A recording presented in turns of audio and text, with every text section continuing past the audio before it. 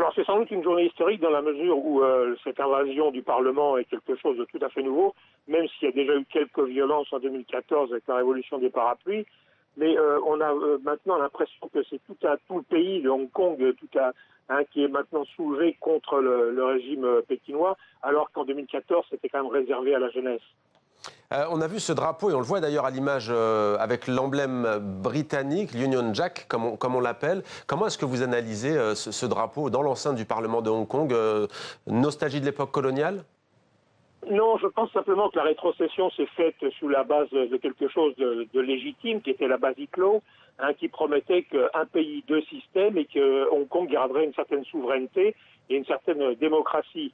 Là, c'est toute une population qui se sent trahie et qui sent que les promesses qui ont été faites aux Britanniques et à la population de Hong Kong sont trahies et que on revient plus de 20 ans en arrière pour faire quelque chose d'autre.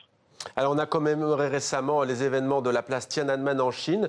Ça paraît étonnant de voir des citoyens, même si c'est un territoire particulier, on le comprend, défier de la sorte la Chine. Comment analysez-vous cela? Alors, ce qui s'est passé à Tiananmen n'était pas du tout pour la démocratie, mais c'était bien plus contre une lutte contre la corruption d'une partie de la population. Là, on a toute une population qui lutte contre une trahison des promesses qui avaient été faites et qui ne veut pas de cette mainmise de Pékin. Donc on a quelque chose de différent et les Hongkongais ont un avantage énorme par rapport aux étudiants de Pékin à Tiananmen, c'est qu'ils ont les projecteurs qui sont braqués sur eux.